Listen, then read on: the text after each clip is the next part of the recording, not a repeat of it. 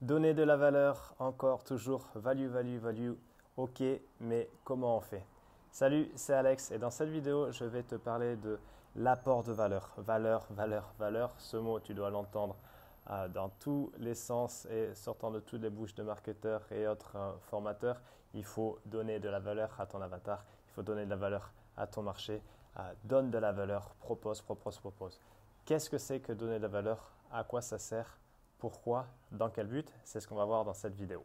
Tout d'abord, le but de donner de la valeur si tu vends tes services et des accompagnements, par exemple comme du coaching ou du consulting ou dans le sens large de l'accompagnement, le but de donner de la valeur, c'est de te positionner comme quelqu'un de référence et justement de valeur aux yeux de ton prospect.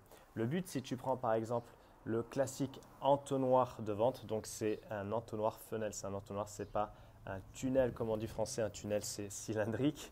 L'entonnoir de vente, c'est ni plus ni moins qu'un process client qui va faire passer, tu le sais déjà, un inconnu à un prospect froid, à un prospect tiède, à un prospect chaud et client.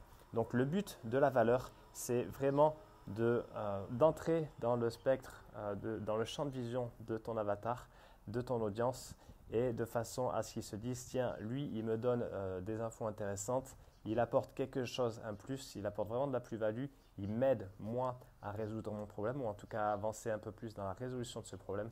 Donc c'est intéressant, je vais le garder à l'œil et comme ça, vous qui créez du contenu de valeur, de la valeur ajoutée, vous devenez top of mind dans l'esprit de vos prospects. Le deuxième objectif, c'est également de se positionner comme un expert parce que plus tu parleras de ton expertise, de ton champ de domaine, même si par exemple aujourd'hui tu débutes et tu ne peux pas, tu n'oses pas t'afficher comme un expert, comme par exemple on va dire un David Laroche ou un Franck Nicolas si tu es dans le vague domaine du développement perso, c'est pas grave. Ce que tu as appris, ce que tu as vécu te permet déjà d'avoir des billes, de pouvoir créer du contenu, de pouvoir aider des gens.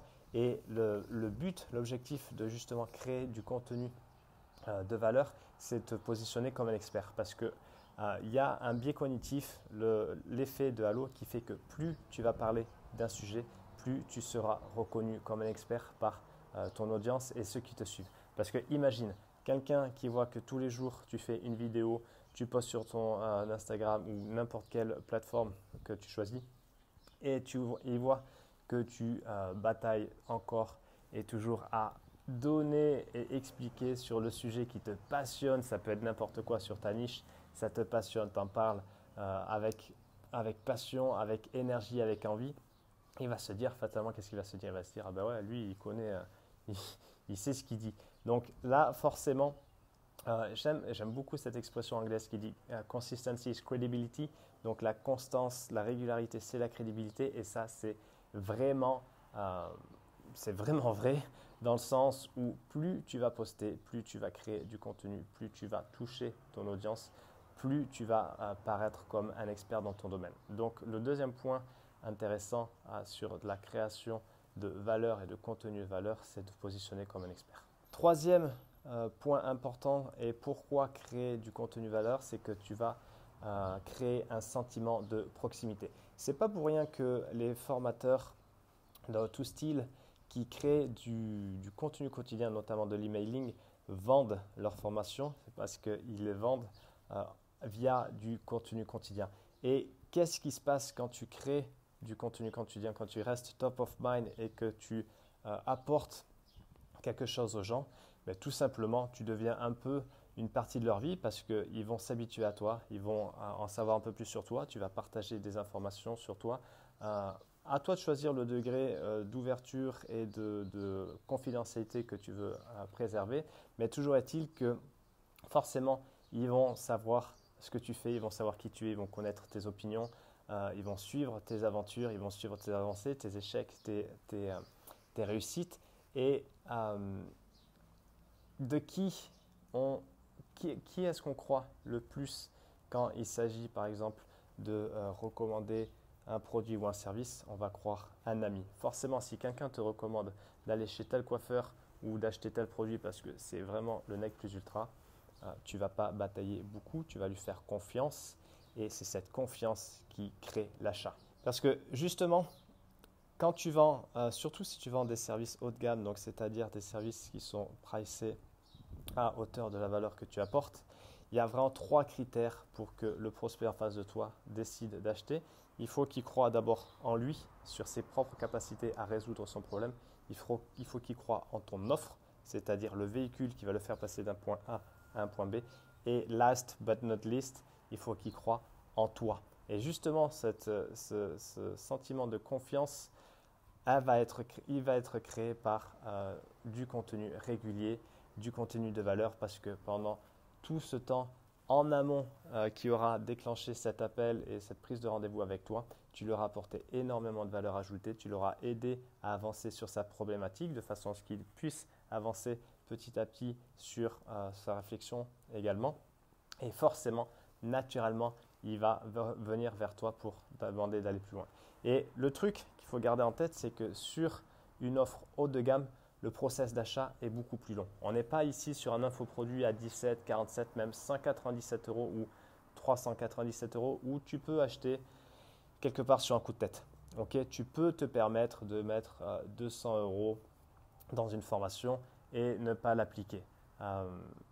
200 euros ou 50 euros ou 10 euros, le prix n'est pas important, mais toujours est-il que c'est OK pour toi de mettre un prix et d'acheter par exemple sur un coup de tête. Si on arrive à des offres qui sont de l'ordre des 4 chiffres, forcément là ça va demander plus de réflexion, plus de maturation sur la prise de décision parce que l'engagement n'est pas le même. Et un point important à garder en tête, c'est que maintenant, l'information pour de l'information, ce n'est plus une denrée rare. Okay, maintenant, cette vidéo que je vais publier sûrement aujourd'hui, elle va être publiée comme des millions de vidéos sur YouTube. Et l'information, elle est disponible partout. Si tu fais l'effort d'aller sur YouTube et de rechercher, de connaître absolument tout sur ta thématique, tu peux le faire. Dans l'absolu, tu as le contenu, le savoir de l'humanité à disposition sur YouTube et sur Internet. Et malgré ça, on continue à regarder des vidéos de chats. Mais ce n'est pas la question. L'information, c'est vraiment devenu banal. Et écrire, par exemple, des articles de blog où tu vas expliquer juste les 3 meilleurs moyens pour capter des adresses email, c'est vu, revu, revu, c'est d'un plat à mourir, c'est chiant. Okay, donc là où la différence va se faire, c'est qu'est-ce que tu vas pouvoir apporter en plus à ton marché, à ton avatar, à ton prospect, comment tu vas pouvoir impacter directement sa vie en lui donnant vraiment de la valeur qui aide à la résolution de son problème. Et c'est là où ça devient intéressant. Le critère numéro 1 pour créer du contenu de valeur, comme pour tout, comme pour valider les piliers de ton activité, c'est bien sûr la connaissance client. Sans connaissance client, tu ne sauras pas sur quel point appuyer, quels sont les désirs, quels sont les besoins, quelles sont les envies, quelles sont les peurs. Et donc forcément, en conséquence, tu ne sauras pas quel type de contenu proposer. Donc là où la différence va se faire entre de l'information pure et plate et quelque chose de valeur, c'est également en acceptant et en s'autorisant à être soi. Donc c'est-à-dire que ça va faire partie un peu de ton personal branding où tu vas te créer ton propre personnage, pas créer mais en tout cas assumer qui tu es, assumer tes opinions, assumer tes points de vue. N'aie pas peur de raconter des conneries parce que des conneries sur les plateformes et partout, on en a, regarde Donald Trump, il raconte des conneries à longueur de journée, maintenant il est immunisé le type, donc n'aie pas peur de ce que tu veux proposer, de ce que tu veux raconter et n'oublie pas que si tu commences la création de contenu par exemple sur du vidéo, ça sert vraiment à te délier la langue, donc au début tu n'auras pas forcément une grosse audience, c'est ok, mais au moins ça va t'apprendre à être à l'aise face caméra, tu vois. Et par exemple, je sais qu'à mes tout débuts sur Instagram, sur un compte qui n'existe plus maintenant, je m'étais lancé comme objectif de faire une vidéo par jour pendant 30 jours. J'ai eu quelques dizaines de vues à tout max, mais au moins, à la fin de ces 30 jours, j'étais vraiment devenu beaucoup plus à l'aise à la vidéo. Et c'est vraiment aussi un bon exercice pour toi pour grandir. Donc, un autre point, c'est quoi partager, qu'est-ce que ça veut dire apporter de la valeur. Tu peux par exemple partager de l'inspiration, ce dont on a besoin aujourd'hui. tout le monde cherche un guide pour aller plus loin. Tout le monde cherche à être inspiré. Évite, si possible, les citations toutes simples sorties du même endroit et qui pullulent sur Instagram. Cherche à les inspirer en étant toi, en racontant ton histoire, tes échecs, tes difficultés, tes challenges et montre-leur que c'est possible. Le deuxième point que tu peux partager, c'est également de la motivation. Pourquoi c'est important d'arriver à ce but? Pourquoi c'est important de se dépasser? Pourquoi c'est important quand tu es en pleine traversée du désert au niveau de tes clients?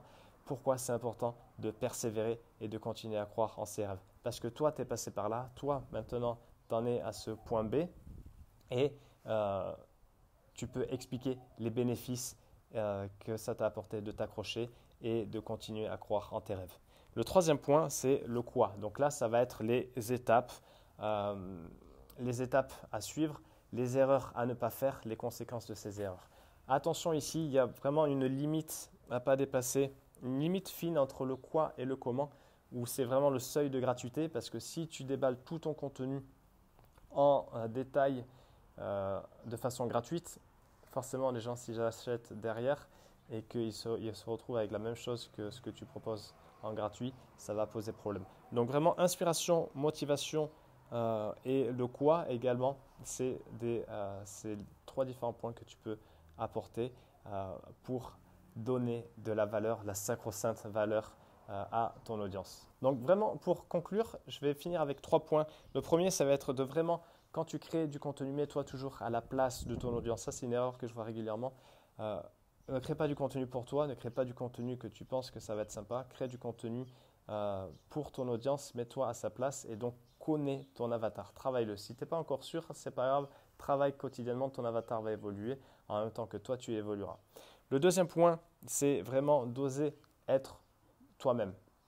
Ok, parce que tu as ton histoire, on vient de le dire, tu as ton histoire, tu travailles ton expertise et garde ceci en tête, c'est qu'à offre égale, on ira toujours vers quelqu'un qui nous inspire le plus. Parce que quel que soit ton marché, ta niche, il est fort probable qu'il y ait de la concurrence, c'est une bonne chose, mais que les offres également se ressemblent. Donc à offre égale, toi, avec ton histoire, avec tes mots, avec ce que tu partages, avec ce que tu racontes, tu toucheras forcément beaucoup plus.